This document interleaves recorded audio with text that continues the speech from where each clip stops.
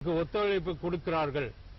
என் மனைவி பற்றி நான் இதுவரை அவங்களுக்கு ஒரு சொல்லும் பாராட்டியது இல்லை. இன்று பொதுகை தொலைக்காட்சி மூலியமாக என் மனைவியை நினைவு கூர்ந்து பாராட்டுகிறேன். மகாத்மா காந்திக்கு அமைந்த கஸ்தூரிபாயை போல், வினோஜிபாய்க்கு அமைந்த மனைவி போல் என் மனைவியும் அதே போல் எனக்கு உறுதுணையாக இருக்கிறார். அன்பாக இரு என்று ஒரு உயர்ந்த தத்துவத்தை என் தாயாரிடமும், அறிவை தேட வேண்டும் என்று என் தந்தையாரிடமும், நேர்மை ஒழுக்கமாக இருக்க வேண்டும் என்று என்னுடைய அன்னார் பி. காந்திலால் பாபனார் அவர்களிடமும் நான் கற்றுக்கொண்டேன். என் வாழ்க்கையில் 3 தாரக மந்திரங்கள், அந்த 3 தாரக மந்திரங்களும் இதுதான் இன்று வரை கடைபிடித்து வாழ்கிறேன். எங்கள் குடும்பத்தினுடைய ஒத்துழைப்பில்தான் நான் பல்வேறு சமூக சேவையில் ஈடுபட முடிகிறது.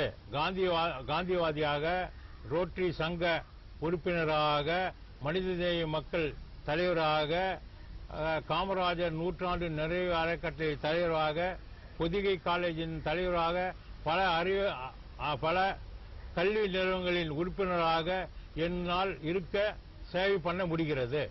சார், நீங்க பூர்வீகம் ராஜஸ்தான் சொன்னீங்க, இப்ப இருக்கிறது திருப்பத்தூர்.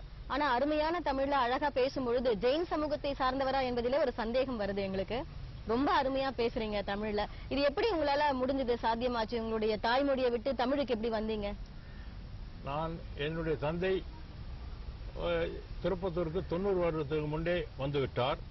நான் பிறந்தது வளர்ந்தது இன்று வாழுகிறது பூரம் திருப்பத்தூரில் தான்.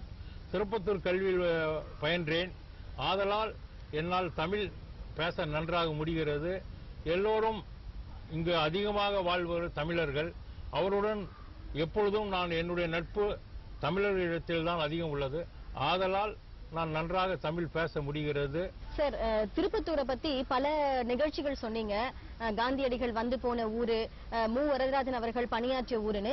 இதையும் தாண்டி ஒரு முக்கியமான விஷயம் பாத்தீங்கன்னா, காமராஜர் அவர்களுடைய நெருங்கி பழகிய ஒரு பழக்கம் உங்களுக்கு ஏற்பட்டிருக்கு. அந்த அனுபவம் பத்தி சொல்லுங்களேன். ஒரு மிக பெரும் தலைவர் இல்லையா, கல்விக்காக பாடுபட்டவர். நீங்களும் கல்விக்காக பல முயற்சிகள் எடுத்துட்டு வர்றீங்க. அந்த வகையில் அவரோடு பழகிய அனுபவத்தை பத்தி பகிர்ந்து கொள்ளுங்க. சார், திருப்பத்தூரை பத்தி பல சிறப்பான நிகழ்ச்சிகளை சொன்னீங்க. காந்தியடிகள் வந்து போனாங்க, மு. வரதராஜன் அவர்கள் பணியாற்றிய ஊர் அப்படின்னு சொல்லி. இதையும் தாண்டி ஒரு சிறப்பான விஷயம் என்னன்னு பாத்தீங்கன்னா, நீங்க பெரும் தலைவர் காமராஜரோட நெருங்கிய பழகிய ஒரு அனுபவம் உண்டு. அந்த அனுபவம், சுவாரஸ்யமான அனுபவங்களை எங்க நேயர்களுக்காக பகிர்ந்துக்கங்களேன். 1967 காமராஜர் திருப்பத்தூர் வரும்பொழுது அவருடன் எனக்கு தொடர்பு ஏற்பட்டது. 1969 ஆண்டு என்னுடைய கல்யாண வரவேற்புக்கு காமராஜர் வந்தார். அப்பொழுது வரும்பொழுது, உணவு அருந்தும் பொழுது அவர் முதலில் கேட்ட கேள்வி, இங்கு உள்ள போலீஸ்காரர்கள் அத்தனை பேருக்கும் விருந்து சாப்பாடு உண்டா இல்லையா என்றது. அதாவது தான் சாப்பிடுவதற்கு முன்பே மற்ற கூட வந்தவர்களுக்கு கவனிக்க சொல்லி என்ற பெருந்தன்மை அவரிடம் இருந்தது. நான் அதை கண்டு. இரண்டாவது, கல்விக்கு கண் கொடுத்த காமராஜர். அதாவது பல ஆயிரக்கணக்கான பள்ளிகளை திறந்த காமராஜருடைய தொடர்பு எனக்கு அப்பொழுது ஏற்பட்டது. இன்னொரு நிகழ்ச்சி, நாமக்கல் இடைத்தேர்தலில் காமராஜர் நின்ற பொழுது நான் அங்கு சென்று இருந்தேன். அந்த நிகழ்ச்சியில் அங்கு சாதாரண மக்கள், லட்சக்கணக்கான மக்கள் உடம்பில் பனியன் இல்லை, எதுவும் இல்லை, வெறும் உடம்பில் காமராஜர் படத்தை ஒட்டி கொண்டு பார்த்தேன். இது காமராஜருடைய பெருமையும் எனக்கு மிகவும் ஆச்சரியமாக இருந்தது. நான் தமிழ்நாட்டில் எது பார்த்தாலும் அந்த காமராஜர் அந்த நின்ன இடைச்சலில் சென்று பார்த்த பொழுது தெரியுது, அந்த தொகுதி மக்கள் உண்மையை தான் பேசுகிறார்கள் தவிர பொய்யே பேசுவது இல்லை. தமிழ்நாட்டில் எல்லா இடத்திலும் அப்படி இல்லை, அந்த ஊரில் கண்டிப்பாக எல்லாம் உண்மையை பேசுகிறார். அதுக்கப்புறம் காமராஜர் 1975 திருப்பத்தூர் வரும்போது அவருக்கு கட்சி நிதி என்று கேட்டார்கள். அப்பொழுது என்னால் முடிந்த 28,000 அவரிடம் சேர்த்து கொடுத்தேன். சார், நீங்க காமராஜர் பத்தி சொல்லும் பொழுது கல்வி கண் திறந்தவர்னு சொன்னீங்க. கல்வி மட்டும் இல்ல, ஏழைகள் வயிறார உணவு உண்டணும், அதுதான் அவருடைய விருப்பமா இருந்தது. பாருங்க, ஒரு திருமண விழாவுக்கு வந்திருந்த போது கூட மத்தவங்களுக்கு எல்லாம் சாப்பாடு இருக்கா போலீஸ்காரங்களுக்குன்னு கேட்டிருக்கிறாரு.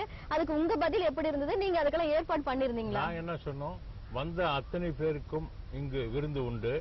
உங்களுக்கு முதலில் போலீஸ்காரர்களுக்கு உட்கார வைத்த பிறகுதான் உங்களுக்கு நாங்கள் பரிமாற வந்துள்ளோம். ஏனால் அது காமராஜர் உங்களிடத்தில் பழகியவன் பண்பு. எங்களுடைய ஜெயின் கலாச்சாரத்தில் முதலில் வருவருக்கு விருந்து வந்த பிறகுதான்